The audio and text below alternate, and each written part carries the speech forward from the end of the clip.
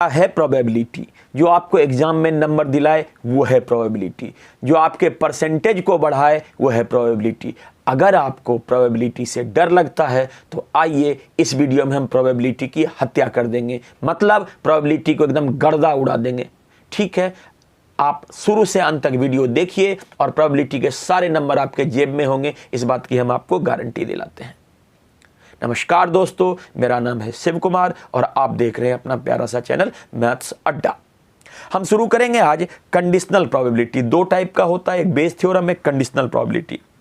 तो पहले conditional probability देखते हैं। क्या होता है कि अगर कोई इवेंट हो चुका है तो दूसरे इवेंट के होने की प्रोबेबिलिटी, जो इवेंट हो चुका है उसके अलावे कोई दूसरा इवेंट हो रहा है तो उसके होने की प्रोबेबिलिटी को कहते हैं कंडीशनल प्रोबेबिलिटी। जैसे मान लीजिए कि इवेंट है एफ, वो ऑलरेडी हो चुका है तो हमको ई के निकालने की कंडीशनल प्रोबेबिलिटी चाहिए। होता क्या है, पी ई बाई एफ। इसका यह मतलब हुआ कि एफ ऑलरेडी हो चुका है, F has already happened, F की घटना हो चुकी है। अब ई की घटना निकालनी है, ई की प्रोबेबिलिटी निकालनी है जब एफ ऑलरेडी हो चुका है। एफ की बात खत्म हो गई है तो ई की बात निकालनी है।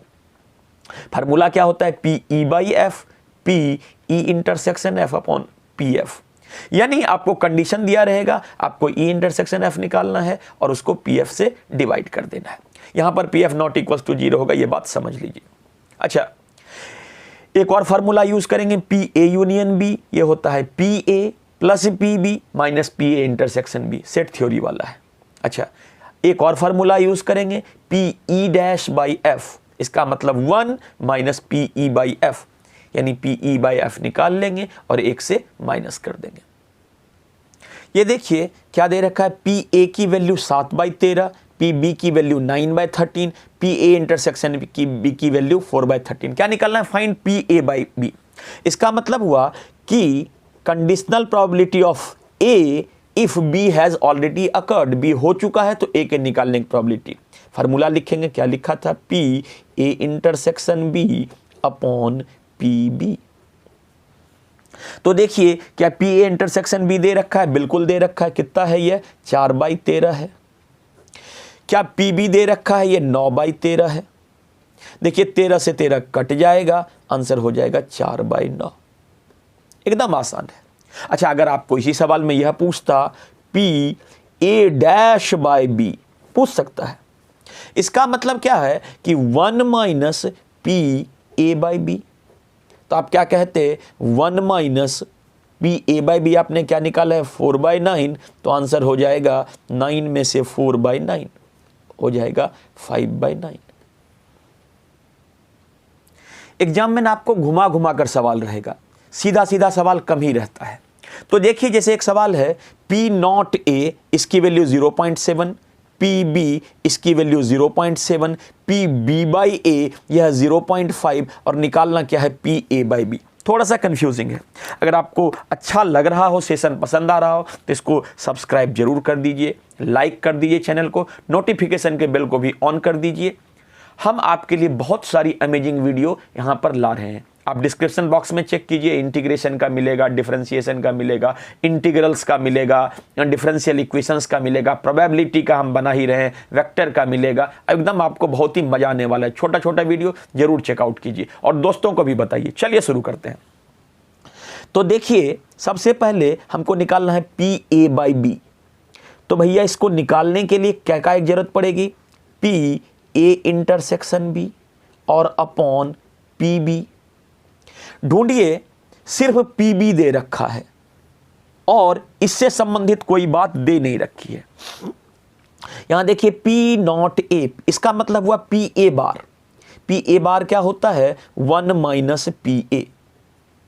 तो पी ए बार 0.7 दे रखा है, 1 माइनस पी ए निकाल लेंगे तो इसको इधर कर दीजिए तो पी ए हो जाएगा आपका 1 माइनस 0.7, यानी पी ए की वैल्यू क्या हो जाएगी, 0.3। तो अगर आपसे पी ए पूछता तो आप पी ए भी निकाल सकते हैं। अच्छा जी, अब यहां पर गौर कीजिए क्या दे रखा है, पी बी बाई ए। अच्छा, पी बी बाई ए क्या हो जाएगा, यह होगा P B intersection A upon P A. अच्छा जी, तो पी ए आपने निकाल लिया है, पी बी बाई ए दे रखा है, तो यह निकल जाएगा।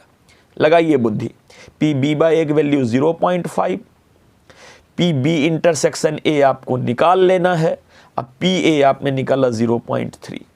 तो यहां से आपने क्या कहा कि पी बी इंटरसेक्शन ए, या इसको ए इंटरसेक्शन बी कहेंगे तो कोई दिक्कत होगी नहीं, 0.5 को 0.3 से मल्टीप्लाई कर दीजिए, यानी आपको निकल जाएगा पी ए इंटरसेक्शन बी, या निकल जाएगा 0.15। क्या निकालना था हमें? पी ए बाई बी निकालना था, तो हमको क्या क्या चाहिए था? P A intersection B. ये देखिए आपने निकाल लिया, पी ए इंटरसेक्शन बी कहिए या पी बी इंटरसेक्शन कहिए, एक ही बात है, ये हो जाएगा 0.15।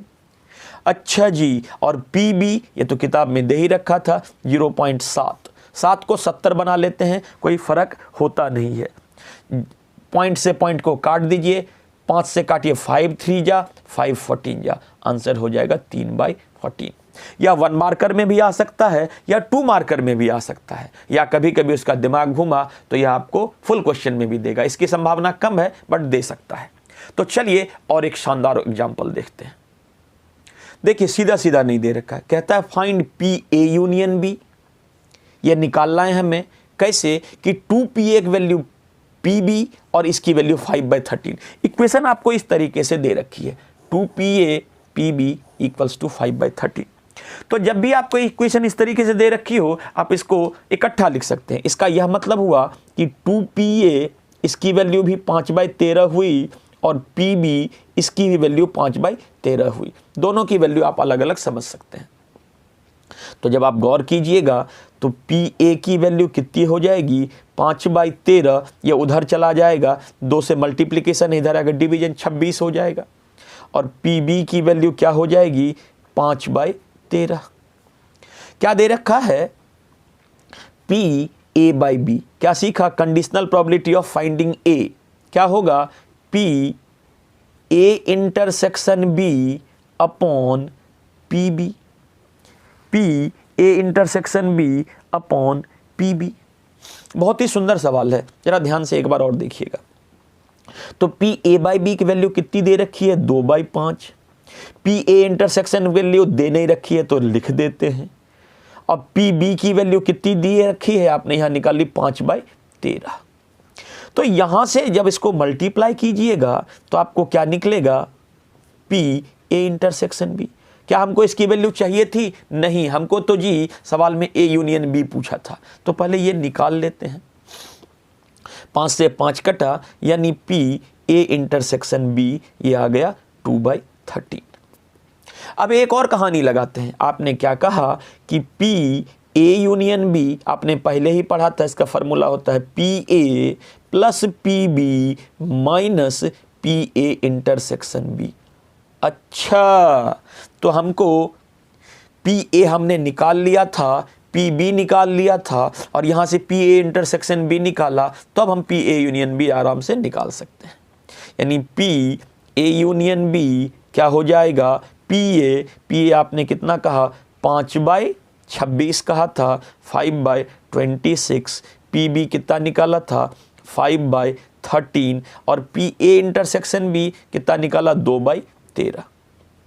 ठीक है, एलसीएम ले लीजिए, या एलसीएम लेने से बढ़िया है इसको मल्टीप्लाई कर दीजिए। 5/26 रहने दीजिए, इसको 2 से कर दीजिए, ये हो जाएगा 10/26। इसको भी 2 से कर दीजिए, 4/26, है ना। 2 से ऊपर नीचे मल्टीप्लाई कर दिया तो आसान हो जाता है। अब सीधा हो जाएगा 5 + 10 - 4/26। तो 10 5 15, 15 में से 4 गया 11, आंसर हो जाएगा 11/26। तो ये आपको 2 मार्कर्स में आ जाएगा, कभी कभी 1 मार्कर में भी आएगा, तो चेकआउट कीजिएगा। देखिएगा बहुत ही सुंदर सा सवाल है। कहता है probability of solving a specific problem independently by A and B are 1/2 and 1/3। यानी कोई प्रॉब्लम है, कोई समस्या है, ए उसको सॉल्व करता है, ए के सॉल्व करने की प्रोबेबिलिटी है 1/2 और बी के सॉल्व करने की प्रोबेबिलिटी है 1/3। यानी ए सॉल्व करता है तो 1/2 उसकी प्रोबेबिलिटी है, बी सॉल्व करता है तो 1/3 उसकी प्रोबेबिलिटी है। फिर क्या कि दोनों ने प्रॉब्लम सॉल्व करना शुरू किया। If both try to solve, दोनों ने प्रॉब्लम सॉल्व करना शुरू किया, तो कहता है find the probability that problem is solved. और exactly one of them solve the problem. पहले केस में कहता है कि प्रॉब्लम बन जाए, दूसरे केस में कहता है सिर्फ एक से ही बने। इस बात को ध्यान से देखते हैं। सोचिए कि ए के सॉल्व होने की प्रोबेबिलिटी कितनी दे रखी है, 1/2। तो ए के सॉल्व नहीं होने की बार लगा दीजिए कि प्रोबेबिलिटी हो जाएगी 1 - 1/2, मतलब 1/2। अच्छा, उसी तरीके से बी के सॉल्व होने की प्रोबेबिलिटी कितनी दे रखी है, 1/3। तो बी के सॉल्व नहीं होने की प्रोबेबिलिटी कितनी हो जाएगी, 1 - 1/3। कितना हो जाएगा ये, 2/3। पहला ए बनाते हैं, problem is solved. Problem is solved, इसका कहने का मतलब क्या हुआ कि मान लीजिए ए ने सॉल्व किया, क्या क्या बात हो सकती है, ए से सॉल्व हो गया, बी से सॉल्व नहीं हुआ, या और ऐसा हो सकता है कि बी से सॉल्व हो गया, ए से सॉल्व नहीं हुआ, या ऐसा हो सकता है कि बी ने भी बना दिया और ए ने भी बना दिया। फिर से 3 केस हो सकता है। मान लीजिए ए से सॉल्व हुआ, बी से नहीं हुआ, या हो सकता है बी से सॉल्व हुआ, ए से नहीं सॉल्व हुआ, या हो सकता है दोनों से सॉल्व हो गया। तो ये तीनों केस बन सकता है। तो प्रोबेबिलिटी में जहां और लगाते हैं, अथवा हिंदी वाला, और उसमें प्लस होता है। तो एक से सॉल्व हुआ कितना, 1/2, बी से सॉल्व नहीं हुआ या कितना, 2/3। और का मतलब प्लस, जब भी और आएगा प्रोबेबिलिटी में प्लस। बी से सॉल्व हो गया 1/3, ए से सॉल्व नहीं हुआ ये 1/2। अच्छा, बी से भी सॉल्व हो गया और ए से भी सॉल्व हो गया। यही 3 केस बनेगा कि ए ने सॉल्व किया, बी ने नहीं, या तो बी ने सॉल्व किया, ए ने नहीं, या तो दोनों ने सॉल्व कर दिया। तो जहां और का सेंस आए, हिंदी में अथवा वाला सेंस आए, तो उसमें प्लस लगाते हैं। इसको सॉल्व कर लेंगे और इसका फटाक से आंसर लिख देंगे, इसको सॉल्व करेंगे और इसका फटाक से आंसर लिख देंगे। तो आपने इसको सॉल्व करके इसका आंसर लिख देना। कितना हो जाएगा जी, 2 से 2 कटा, ये हो जाएगा 1/3, ये हो जाएगा 1/6 और ये हो जाएगा 1/6। ये देखिए 1/3, 1/6, 1/6 हो जाएगा 2/6, मतलब 1/3, और ये हो जाएगा 2/3। कैलकुलेशन फास्ट रखिए, बात समझ में आएगी। ये हो जाएगा 1/6, 1/6, ये दोनों जुटेगा तो हो जाएगा 2/6, तो मतलब 1/3, ये 1/3 था, तो आंसर हो जाएगा 2/3। पहला पार्ट तो खत्म हो गया। दूसरा कहता है सिर्फ एक से ही सॉल्व हो। तो इसका मतलब क्या हुआ कि अगर ए ने सॉल्व किया तो बी ने नहीं किया होगा, या बी ने सॉल्व किया होगा तो ए ने नहीं किया होगा।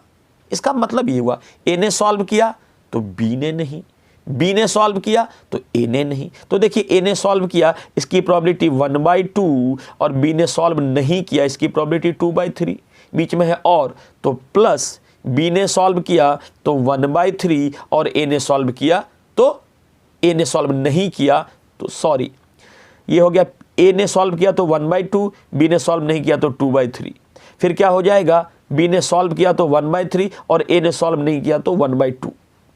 तो यह हो जाएगा आपका कितना, 1/3, और ये हो जाएगा 1/6।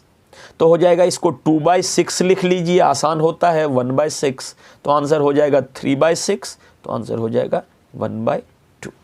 कैलकुलेशन को एक बार चेकआउट कर लीजिए। ये सारे लॉन्ग आंसर वाले सवाल हैं। एक बार एक और देख लेते हैं। कहता है ए स्पीक्स ट्रूथ 75%, ए सच बोलता है 75% केस में, बी सच बोलता है 90% केस में। अब इसमें 2 सवाल है। कहता है in what percentage they likely to agree to each other, और दूसरा है कॉन्ट्राडिक्ट टू ईच अदर। मतलब समझिए, कहता है ए 75% सच बोलता है, बी 90% सच बोलता है। तो अगर एक स्टेटमेंट कहना हो तो दोनों एक दूसरे को क्या करेंगे, एग्री करेंगे, मतलब दोनों एक दूसरे से सहमत होंगे, उसका प्रोबेबिलिटी निकालिए। देखिए, मान लीजिए ए के सच बोलने की प्रोबेबिलिटी 75% है, तो ए के झूठ बोलने की प्रोबेबिलिटी 100 में से माइनस कर दीजिए, 25% हो जाएगी।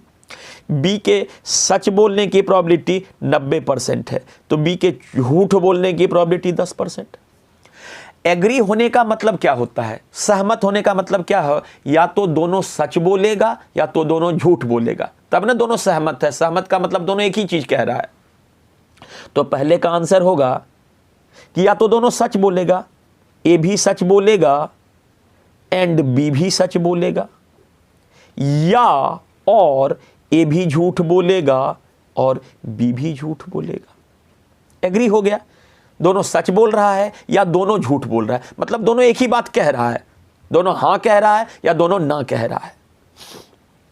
ए सच बोलेगा 75/100, बी सच बोलेगा 90/100, और आ गया, और का मतलब क्या होता है, प्लस ए झूठ बोलेगा 25/100 और बी झूठ बोलेगा 10/100। इसको सॉल्व करके आंसर लिख देना है। ठीक, कहता है दोनों कॉन्ट्राडिक्ट करता है। कॉन्ट्राडिक्ट करने का मतलब क्या हो गया कि एक हां कहेगा तो दूसरा ना कहेगा।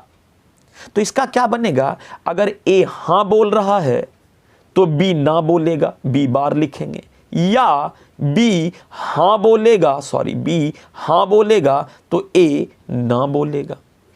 यही होगा ना, ये हां ने कहा तो इसने ना कहा, इसने ना कहा तो इसने हां कहा, तो कॉन्ट्राडिक्ट कर रहा है। तो पी ने हां कहा 75/100, बी ने ना कहा तो 10/100, और है तो प्लस लगाइए, बी ने हां कहा तो 90/100 और ए ने ना कहा तो 25/100। लॉन्ग आंसर में इस टाइप के क्वेश्चन आपको बहुत सारे मिलेंगे। उम्मीद है कि आपको सेशन पसंद आ रहा होगा। लाइक जरूर कर दीजिएगा, सब्सक्राइब जरूर कर दीजिएगा, अपने मित्रों को जरूर बताइएगा। हम आपके लिए यहाँ से लेकर के कंपटीशन तक की वीडियोस लाते रहेंगे। आप थोड़ा सा मोटिवेट कर दे रहिए। आपका लाइक सब्सक्राइब होता है और आप कमेंट करते हैं तो एकदम दिल खुश हो जाता है। आपको जो लगे, मास्टर बढ़िया पढ़ा रहा है, खराब पढ़ा रहा है, जो भी आपको लगे कमेंट जरूर कीजिए। ठीक है, एक आपके लिए हम सवाल दे देते हैं, आप उसको कमेंट बॉक्स में इसका जवाब दे दीजिएगा। कहता है ए 80% केस में सच बोलता है और बी 90% केस में सच बोलता है। एकदम बिल्कुल वैसा ही सवाल है, कोशिश कीजिएगा। तो कहता है कितने केस में दोनों एग्री करेगा, कितने परसेंट केस में प्रोबेबिलिटी है कि वो एग्री करेगा और कितने परसेंट केस में प्रोबेबिलिटी है कि वो कॉन्ट्राडिक्ट करेगा। एग्री करने का मतलब दोनों हां बोलेगा या तो दोनों ना बोलेगा। कॉन्ट्राडिक्ट करने का मतलब है या एक हां बोलेगा तो दूसरा ना, और दूसरा हां बोलेगा तो पहला ना। इसका जवाब आप कमेंट बॉक्स में लिखकर दीजिएगा। बड़ा प्यारा सवाल है, कितनी बार एग्जाम में आ चुका है। कहता है couple has 2 child, the probability that both are boys, if it is known that one of them is boy, the older child is boy. कहता है एक कपल है, एक जोड़ा है, उसके 2 बच्चे हैं। ठीक है, तो 2 बच्चे हैं तो बच्चे कैसे हो सकते हैं? अगर आप सैंपल स्पेस लिखिएगा तो दोनों बालक हो सकता है, पहला बालक दूसरा बालक, एक बात हो गई। दूसरा हो सकता है पहला बालक दूसरी बालिका, बॉय एंड गर्ल, हो सकता है गर्ल एंड बॉय, और हो सकता है गर्ल एंड गर्ल। मैंने इसलिए ऐसा लिखा, एक को बड़ा एक को छोटा कर दिया, तो एक बड़ा बेटा एक छोटा बेटा, एक बड़ा बेटी एक छोटी बेटी। ठीक है, कुछ इस तरीके से। तो boy boy, boy girl, girl boy, girl girl, यही बात हो सकती है। दोनों लड़का हो सकता है, दोनों लड़की हो सकता है, बड़ा लड़का छोटी लड़की, छोटी लड़का छोटा लड़का, बड़ा लड़की बड़ी लड़की, कुछ ऐसा हो सकता है। 4 ही केस होगा 2 बच्चे में। कहता है if it is known that one of them is boy. ठीक है, तो यह गिवन है, यह दे रखा है, यह कंडीशन हो रखी है। कहता है कि find the probability that both are boys, यानी यह आपका इवेंट ई है और one of them is boy, यह आपका इवेंट एफ है। यह दे रखा है कि भैया एक बालक है तो इसकी प्रोबेबिलिटी निकालो, one of probability that both of them are boy. यानी आपने क्या कहा कि ई एक ऐसा इवेंट है, हमने क्या कहा, ई एक ऐसा इवेंट है कि बोथ आर बॉयज। तो ई इवेंट में क्या हो जाएगा, बोथ आर बॉयज में तो यही वाला आएगा, खाली बी कॉमा बी, है ना। और इसका नंबर बोलेंगे कितना है, तो आप ऐसा कह सकते हैं एन ई बराबर कितना हो जाएगा 1, एक ही बात है। One of them is boy, अगर यह एफ है तो एफ में क्या होगा, one of them is boy, तो यह हो जाएगा बी बी, एक बालक है, बी जी दूसरा है, और जी बी। इसका मतलब हुआ इसमें से एक बालक होगा, 2 भी हो सकता है। देखिए इसमें एक बालक है, इसमें एक बालक है, इसमें दोनों बालक है, one of them is boy. तो अच्छा, अगर आपने पी ई इंटरसेक्शन एफ निकाला तो क्या होगा, ये दोनों कॉमन आ रहा है तो बात हो जाएगी बी कॉमा बी की।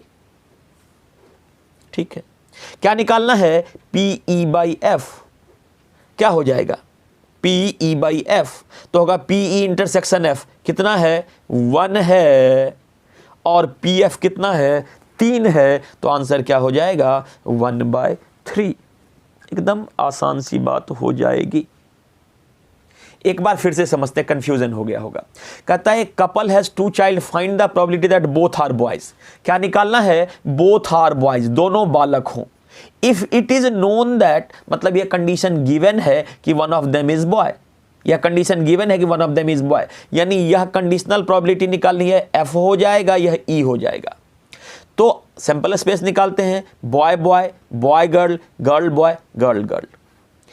ये जो इवेंट है दोनों बालक हैं तो यह बी बी होगा, कितना होगा इसमें एक एलिमेंट, और एफ में क्या होगा कि one of them is boy, मतलब कम से कम एक लड़का हो। इसका यह नहीं मतलब हुआ कि दोनों लड़का हो तो नहीं लिखेंगे, कम से कम एक लड़का हो। आप कम से कम एक रोटी खाते हैं, इसका मतलब आप कम से कम एक रोटी खाते हैं, अधिक से अधिक 2 भी खा सकते हैं, 3 भी खा सकते हैं। तो कम से कम एक बालक हो, अधिक से अधिक की कोई रिस्ट्रिक्शन नहीं है। तो आपने बी बी भी लिखा, बी जी भी लिखा, जी बी भी लिखा। यहां पर दोनों लड़का है, ये भी लेंगे, यहां पर एक बालक है, ये भी लेंगे, यहां पर एक बालक है, ये भी लेंगे। अब पी ई इंटरसेक्शन एफ निकालेंगे तो यही दोनों बात है, कॉमन आ जाएगा। और आपने क्या पढ़ा है, पी ई इंटरसेक्शन एफ, क्या पढ़ा था, P E intersection F upon P F.